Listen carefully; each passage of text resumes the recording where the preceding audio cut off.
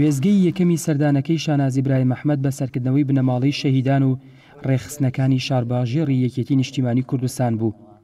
هەمووتان بە کەسی خۆم ئەزانم.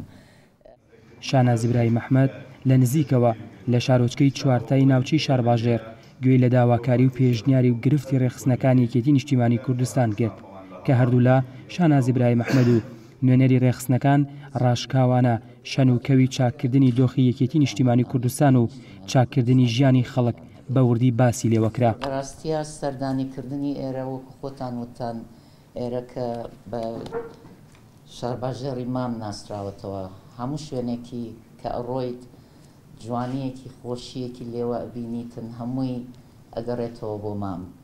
ئەو مامەی کە هەر هەمومانی کۆکردەوە لە ژێر چەترێکە نەک بەسی هاوڵاتیانی هەرێم بەڵکو لەسەر تاسەری عێراقا و لە هەموو ناوچەکەشا بوو بە چەترێک بۆ خۆشەویستی بۆ پێکەوە ژیان بۆ لێک نزیک بوونەوە و بۆ وەکو بەدیهێنەری ئاوات و ئامانجەکانمان.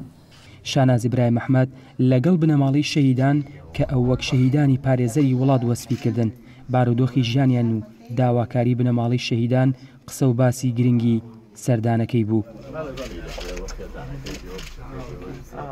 خەڵکی شارباژێر کە هەمیشە ماڵی یەکەمی یەکێتی و شوێنی حەوانەی سەرۆک مام جەلال بووە داوای بەستنی کۆنگرە و نوێبوونەوەی یەکێتیەکەیان دەکەن. وە کەسوکاری شەهید داواکەم بە زووترین کات کۆنگرە بەسترێ. ئێمە خۆشە کۆنگرێکی تازە بکرێت و کۆنگرە بەسرێتەوە بۆ با بڵێن تازەبوونەوەی و نوێبوونەوەی یەکێتی نیشتیمانی کوردستان.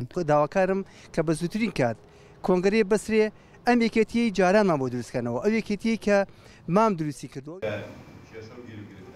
لە هەکبەی سەرکردەکانی یەکێتیدا گەڕانەوە بۆ کەسوکاری شەهیدان و گوێگرتن لە ئۆرگانەکانی حیزبی شەهیدان لە ناخ و کرداریاندا چەسپێنراوە و خەڵکی ناوچەی شارباژێڕیش حەقی خۆیانە لە نزیکەوە ئاگاداری حیزبەکەیان بن. ئاوار عەلیگەلی کوردستان قەزای چوارتا ناوچەی شارباژێر.